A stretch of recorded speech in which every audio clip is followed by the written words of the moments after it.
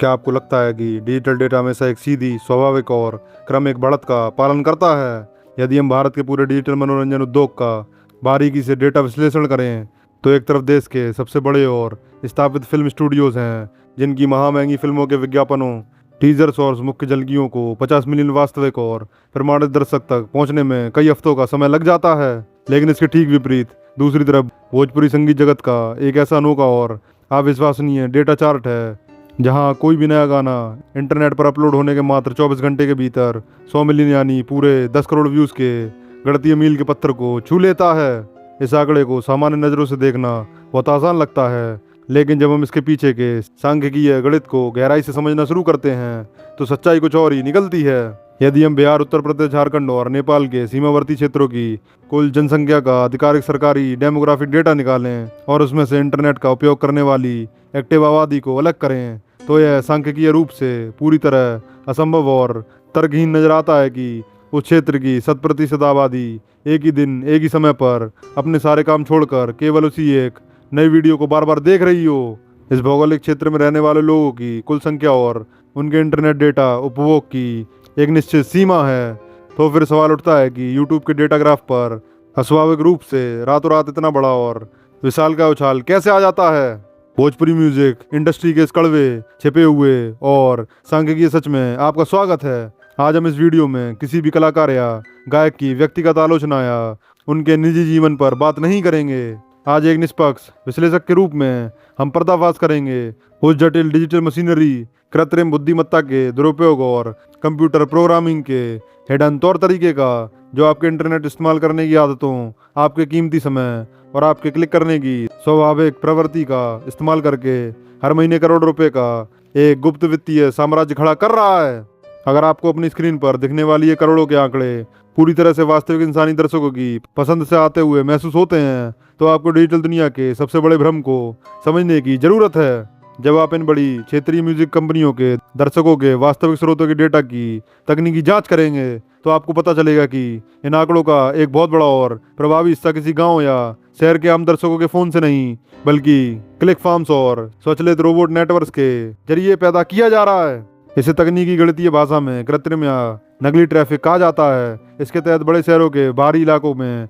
गुप्त रूप से सैकड़ों मोबाइल फोन्स और कंप्यूटरों के एक समानांतर नेटवर्क सेटअप तैयार किए जाते हैं। इन कंप्यूटरों में विशेष रूप से डिजाइन किए गए सॉफ्टवेयर प्रोग्राम्स और कोडिंग स्क्रिप्ट्स चलाए जाते हैं, जो बिना थके 24 घंटे एक ही वीडियो को लगातार अलग अलग इंटरनेट प्रोटोकॉल एड्रेस बदलकर लूप मोड पर प्ले करते रहते हैं। इसका मुख्य उद्देश्य केवल व्यूज बढ़ाना नहीं होता, बल्कि यूट्यूब के मुख्य कंप्यूटर सिस्टम की एक खास तकनीक को प्रभावित करना होता है, जिसे हम शुरुआती रफ्तार का अनुकूलन कहते हैं। यूट्यूब का मुख्य कंप्यूटर एल्गोरिदम हमेशा उस नए कंटेंट को सबसे ज्यादा प्रमोट करता है और दूसरे के फोन पर भेजता है, जिसकी शुरुआत के शुरुआती 2 घंटे में दर्शकों की रफ्तार बहुत ज्यादा और आक्रामक होती है। जब ये कंपनियां अपने इन खुफिया नकली खातों के जरिए शुरुआती डेटा पॉइंट्स को कृत्रिम रूप से बढ़ा देती हैं, तो यूट्यूब के मुख्य सर्वर को एक झूठा और भ्रमित करने वाला संकेत जाता है कि यह कंटेंट पूरे समाज में अविश्वसनीय रूप से पसंद किया जा रहा है। इसके बाद यूट्यूब का ऑटोमेटिक रिकमेंडेशन सिस्टम बिना किसी इंसानी हस्तक्षेप के उस वीडियो को देश के लाखों असली और निर्दोष इंटरनेट यूजर्स के होम पेज पर खुद ब खुद स्क्रीन पर सबसे ऊपर भेजने लगता है, यानी जिसे आप अपनी स्क्रीन पर जनता की असली दीवानगी और प्यार समझकर क्लिक करते हैं, वो असल में कंप्यूटर सिस्टम की कमजोरी का फायदा उठाकर खेला गया एक बहुत बड़ा खेल है।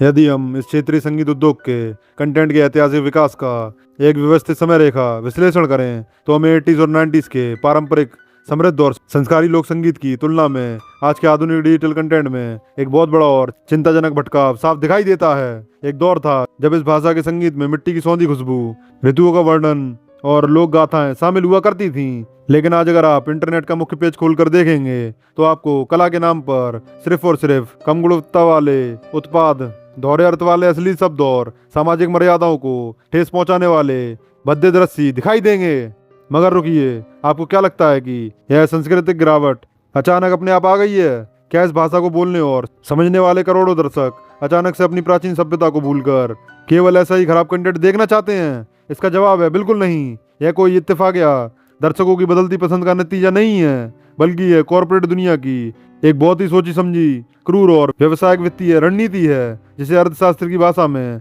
अश्लीलता के जरिए कमाई बढ़ाने का बिजनेस मॉडल कहा जाता है। म्यूजिक कंपनियों के मालिकों के लिए यह कला की सेवा का माध्यम नहीं है, बल्कि यह पूरी तरह से लागत और मुनाफे के बीच का एक नग्न गणितीय संतुलन है। अगर कोई ईमानदार संगीत का एक उच्च गुणवत्ता का, साफ सुथरा और पूरी तरह से सांस्कृतिक गाना बनाने का प्रयास करता है, तो उसे संगीत की वास्तविक बनावट पर, कुशल और पारंपरिक वाद्य यंत्रों के लाइव रिकॉर्डिंग सत्रों पर, अच्छे गीतकारों की फीस पर और उच्च दर्जे के गायकों के चयन पर एक बहुत बड़ी पूंजी लगानी पड़ती है। इसका सीधा मतलब यह हुआ कि शुरुआत की निर्माण लागत बहुत ज्यादा बढ़ जाती है, जबकि बाजार की अनिश्चितता के कारण उस पर मिलने वाला रिटर्न या शुद्ध मुनाफा हमेशा खतरे में रहता है। इसके बिल्कुल विपरीत, एक कम गुणवत्ता वाले, फूहड़ और अश्लील गाने को तैयार करने की शुरुआती निर्माण लागत लगभग जीरो या नामात्र की होती है। कंपनियों को इसके लिए किसी बड़े संगीतकार या महंगे स्टूडियो की आवश्यकता नहीं होती।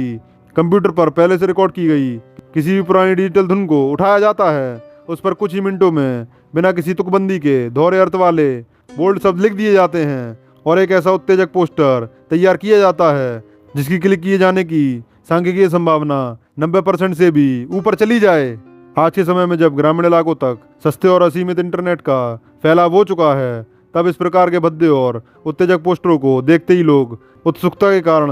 उस पर तुरंत क्लिक कर देते हैं। डिजिटल दुनिया का नियम है कि जैसे ही आपके पोस्टर पर क्लिक करने की दर बढ़ती है, यूट्यूब का विज्ञापन सिस्टम तुरंत उस वीडियो पर देश और दुनिया की बड़ी कंपनियों के महंगे विज्ञापन दिखाना शुरू कर देता है। इस पूरे गणितीय और वित्तीय मॉडल में म्यूजिक कंपनियों को अच्छी तरह पता होता है कि उनका कुल निवेश मात्र 40 से 50 हजार रुपए का था, लेकिन विज्ञापनों से होने वाला मुनाफा उस लागत की तुलना में 10 से 20 गुना ज्यादा होने वाला है। नतीजा यह होता है कि इस आसान और भारी मुनाफे के चक्कर में जो असली मर्यादित और रचनात्मक हुनर समाज में मौजूद है, उसे इस पूरे सिस्टम की मुख्य धारा से धकेल कर हमेशा के लिए बाहर कर दिया जाता है।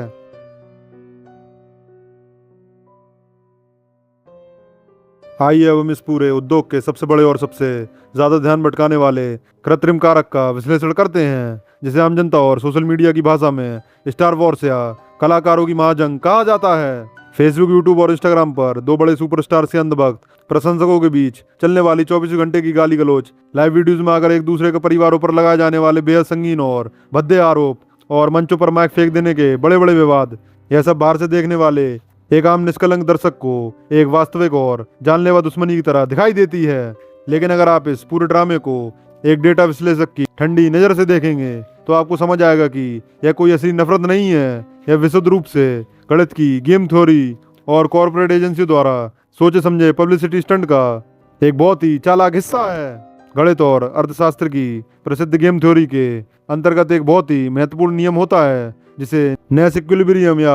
आपसी संतुलन की स्थिति कहा जाता है। इस सिद्धांत के अनुसार जब दो बड़े प्रतिस्पर्धी आपस में सीधे टकराने के बजाय पर्दे के पीछे हाथ मिलाकर एक नकली और नियंत्रित विवाद खड़ा करते हैं, तो बाजार में उन दोनों का सामूहिक मुनाफा और बाजार पर उनका नियंत्रण अपने आप अपने उच्चतम स्तर पर पहुंच जाता है। इन बड़े और चमकते हुए सितारों के पीछे काम करने वाली उनकी डिजिटल प्रचार एजेंसियां और सोशल मीडिया डेटा प्रबंधन टीमें इस बात को बहुत अच्छी तरह समझती हैं कि आज की इंटरनेट की दुनिया में दर्शकों के ध्यान और उनके समय को कैसे अपने फायदे के लिए बटोरा जाता है। जब भी किसी बड़े स्टार का कोई बहुत बड़ा प्रोजेक्ट, कोई महंगी फिल्म या कोई नया गाना रिलीज होने की तारीख नजदीक आती है, तो बाजार की ठंडी हवा को गर्म करने के लिए अचानक से एक बनावटी विवाद का वायरस हवा में छोड़ दिया जाता है। एक स्टार अचानक आधी रात को सोशल मीडिया पर लाइव आता है और जानबूझकर कोई ऐसा विवादित बयान दे देता है जिससे दूसरे स्टार के समर्थकों की जातिगत या व्यक्तिगत भावनाएं बुरी तरह भड़क जाएं। इसके तुरंत बाद सोशल मीडिया का मुख्य कोडिंग सिस्टम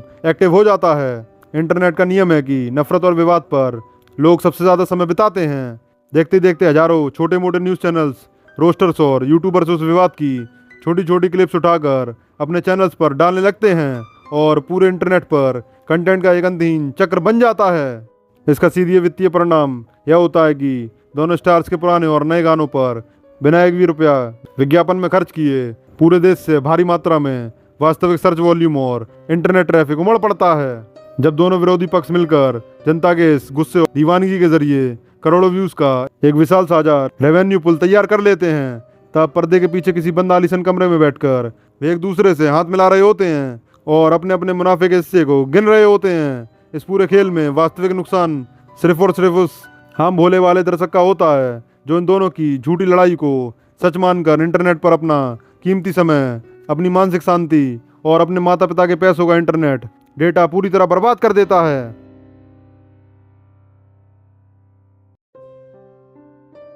अब तक के विश्लेषण में हमने बहुत अच्छी तरह से समझ लिया कि कैसे व्यूज के फर्जी आंकड़ों का मायाजाल बुना जाता है, कैसे अश्लीलता पर उसका भारी मुनाफा कमाया जाता है और कैसे बनावटी विवादों के जरिए दर्शकों के ध्यान को बंधक बनाया जाता है। लेकिन इस पूरे चमकते हुए अरबों रुपए के टर्नओवर वाले आर्थिक मॉडल का सबसे बड़ा, सबसे अमानवीय और सबसे काला दोष इसके भीतर होने वाले कमाई के बंटवारे में छिपा हुआ है, जिसका सीधा और दर्दनाक खामियाजा इस कला को अपने खून से सींचने वाले इसके जमीनी क्रिएटर्स और मजदूर कलाकार भुगतते हैं। अपनी स्क्रीन पर दिखने वाले 100 मिलियन या 200 मिलियन व्यूज के चमचमाते आंकड़ों को देखकर कोई भी साधारण इंसान आसानी से मान लेगा कि इस पूरे उद्योग में काम करने वाले हर छोटे बड़े हिस्से को, हर टेक्नीशियन को उसका सही और सम्मानजनक आर्थिक शेयर मिल रहा होगा और उनका जीवन स्तर बहुत ऊंचा होगा। लेकिन डिजिटल डेटा की यह असमानता इस उद्योग में सबसे ज्यादा क्रूर और भयावह रूप में मौजूद है।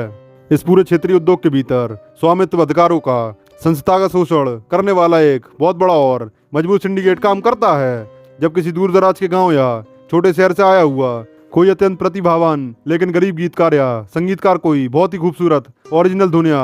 दिल को छू लेने वाली कविता लिखकर लाता है, तो बड़ी म्यूजिक कंपनियां उसकी चरम आर्थिक तंगी और लाचारी का फायदा उठाती हैं। उसे अपनी बुनियादी जरूरतों को पूरा करने के लिए तुरंत कुछ पैसों की जरूरत होती है और इसी मजबूरी का फायदा उठाकर कंपनियां उसे कुछ हजार रुपए की एक मामूली एक मुश्त रकम थमा देती हैं।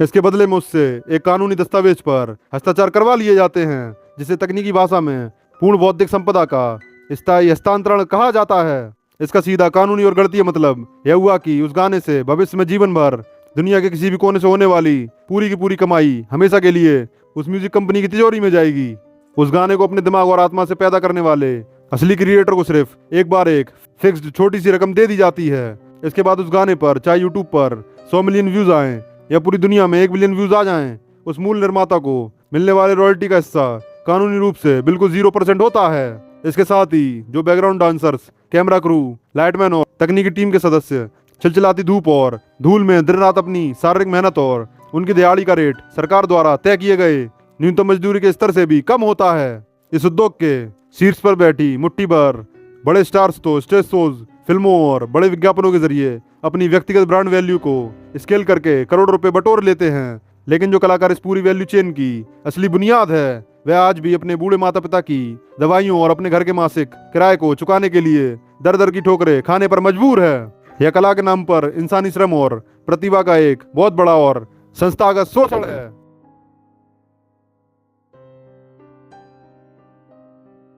तो दोस्तों, इस पूरे विस्तृत और गहरे डेटा विश्लेषण के बाद अब हमारे सामने सबसे बड़ा, सबसे महत्वपूर्ण और अंतिम निष्कर्ष क्या निकल कर आता है? क्या यह डिजिटल माफिया मॉडल, क्या यह शोषणकारी व्यवस्था हमेशा इसी तरह बिना किसी रुकावट के काम करती रहेगी? क्या इंटरनेट का मुख्य कंप्यूटर सिस्टम और उसका एल्गोरिदम कभी इस अनैतिक और भ्रामक खेल को खुद से ठीक नहीं करेगा?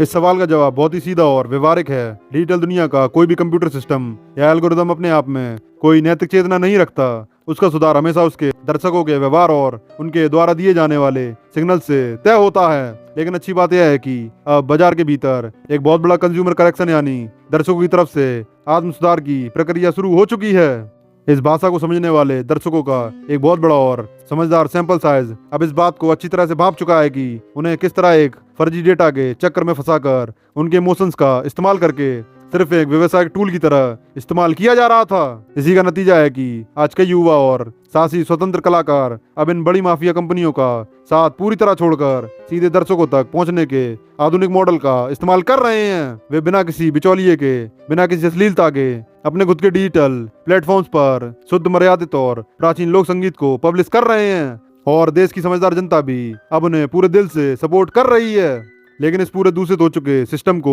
जड़ से बदलने का और कंप्यूटर एल्गोरिदम को रीप्रोग्राम करने का असली रिमोट कंट्रोल किसी सरकार या किसी कंपनी के पास नहीं है। वह सीधे तौर पर आपके अपने हाथ में है। जब तक आप और हम जैसी आम जनता केवल अपनी उत्सुकता को शांत करने के लिए उन अश्लील भद्दे और भ्रामक पोस्टरों पर क्लिक करते रहेंगे, तब तक यूट्यूब का कंप्यूटर सिस्टम उसे एक पॉजिटिव सिग्नल मानता रहेगा और यह पैसा कमाने वाली मशीन समाज में ऐसा ही कचरा कंटेंट लगातार बनाकर परोसती रहेगी। इसलिए अगली बार जब भी आप अपने मोबाइल फोन पर इंटरनेट स्क्रॉल कर रहे हो और आपके फीड में कोई ऐसा मैनिपुलेटेड अश्लील या संस्कृति को बदनाम करने वाला कंटेंट सामने आए तो उस पर भूल कर भी क्लिक ना करें। आपका एक क्लिक उन्हें अमीर बनाता है। उसके बजाय तुरंत उस वीडियो के विकल्प पर जाकर उसे रिपोर्ट करें ताकि यूट्यूब के एल्गोरिदम को